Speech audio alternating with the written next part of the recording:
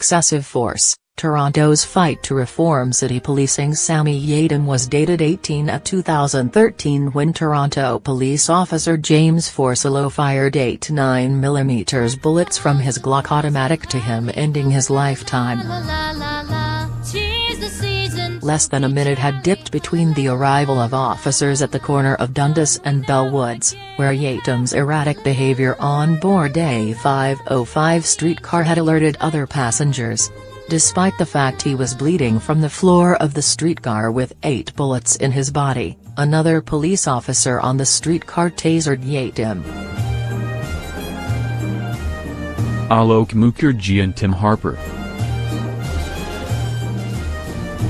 3 years before, over 100 Toronto police preparing to provide security at the controversial G20 conference illegally removed name tags from their uniforms, making it impossible for the demonstrators, who had arrived to protest world economic policies and their impacts on the poor, to hold officers accountable for abuse.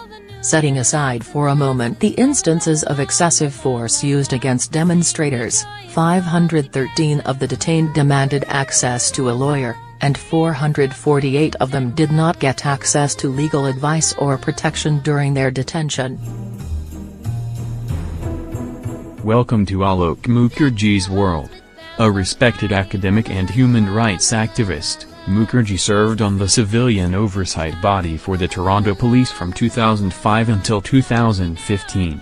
During that time he dealt with police shootings of citizens undergoing mental health crises and police tactics like the notorious carding, that created a widespread impression that people of color, especially young black and indigenous men, were being targeted for street stops by errant racial profiling, young men guilty of nothing but walking while black.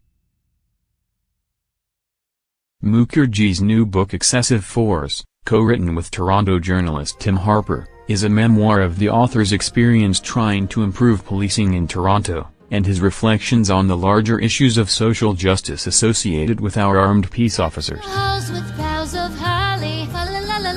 None of the troubling issues Mukherjee describes have been adequately dealt with in Canada, so this is an important book that should be read by every Canadian. Last year, 65 Canadians died due to contact with the police, and every year the BC Civil Liberties Association, where, full disclosure, I serve on the board of directors, investigates deaths and injuries sustained by citizens and residents at the hands of the police. We need to do better, and this passionately felt and closely argued book offers a way to begin necessary reforms. Highly recommended. Click here to report a typo.